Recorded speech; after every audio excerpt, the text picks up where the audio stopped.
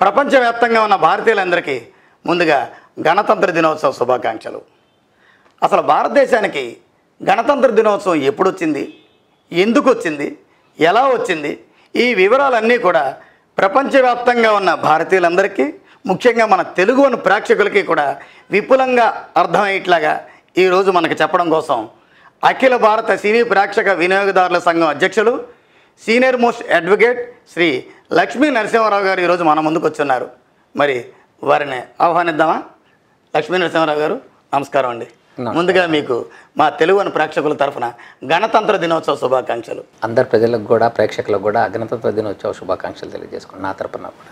అసలు ఈ గణతంత్ర దినోత్సవం అన్నది భారతదేశానికి ఎందుకు వచ్చింది, ఎలా వచ్చింది, ఎప్పుడు వచ్చింది, అసలు దీని గురించి అన్నీ కూడా మా తెలుగు ప్రేక్షకులకి మీ మాటల్లో.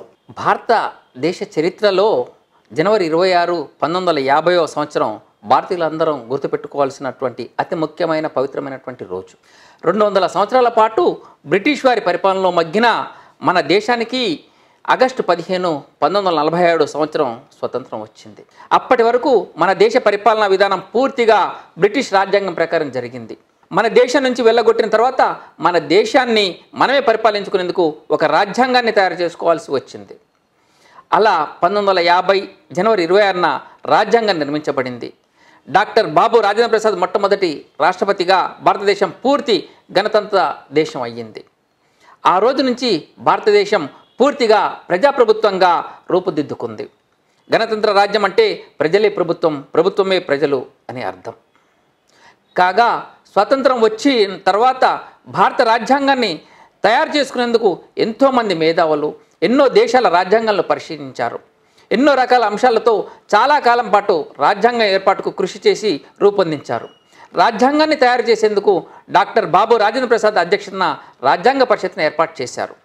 1947 ఆగస్టు 29న డాక్టర్ బిఆర్ అంబేద్కర్ చైర్మన్గా రాజ్యాంగ ముసాయిదా కమిటీ ఏర్పాటైంది.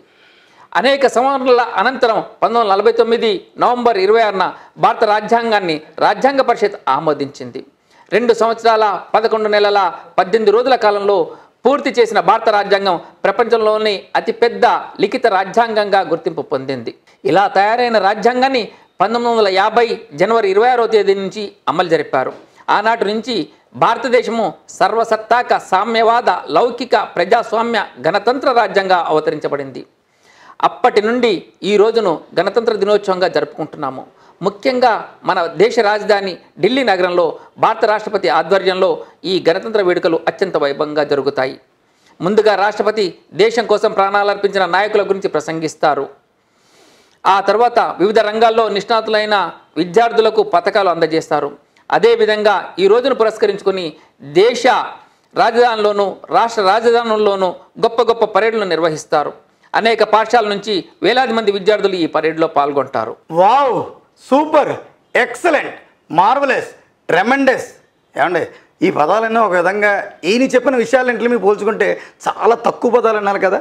ఎందుకంటే పొలిటికల్గా వర్క్ చేస్తున్న ఎమ్మెల్యేలు, ఎంపీలు కానీ తదితర నాయకుల విషయంలో కానీ ఇలాంటి విషయాలన్నీ మినిమం కూడా చాలామందికి తెలుసో తెలియదో నాకు తెలియదు. కానీ ఇలాంటి అత్యద్భుతమైన విషయాలన్నీ ముఖ్యంగా ఈరోజు గణతంత్ర దినోత్సవం అనేది ఎందుకు వచ్చింది, ఎలా వచ్చింది, అసలే దానివల్ల ఉపయోగం ఏంటి, ఈ వివరాలన్నీ ఎంత విపులంగా మన తెలుగు ప్రేక్షకులందరికీ అందజేసినటువంటి శ్రీ లక్ష్మీ నరసింహారావు గారికి మరోసారి మన తెలుగు ప్రేక్షకులందరి తరఫున వ్యక్తిగతంగా ధన్యవాదాలు తెలియజేస్తూ thank you so much sir.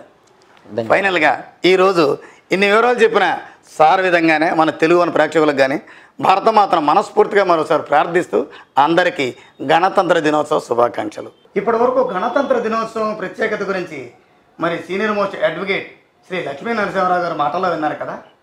మరి అదే గణతంత్ర దినోత్సవం యొక్క గొప్పదనం గురించి సంగీత సరస్వతి పుత్రుడు కళామ తల్లి ముద్దుబిడ్డ మన పక్కన మాధవ్ ఉన్నాడు. మరి అతను ఈ యొక్క గణతంత్ర దినోత్సవం ప్రత్యేకత గురించి పాట రూపంలో వినిపిస్తాడు మన తెలుగు ప్రేక్షకులకి. అందరికీ నమస్కారం.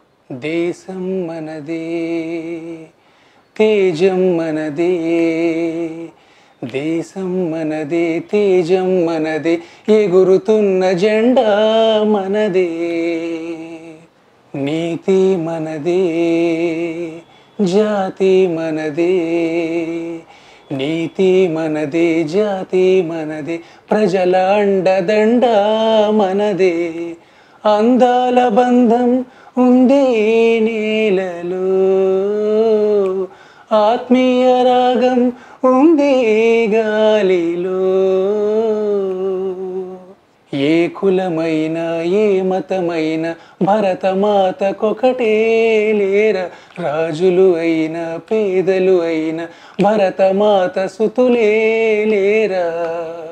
ఎన్ని భేదాలున్నా మాకెన్ని తేడాలున్నా దేశమంటే ఏకమౌతం అంతా ఈ వేళ. వందే మాతరం అంటామందరం, వందే మాతరం అంటామందరం. ఓ ఓ ఓ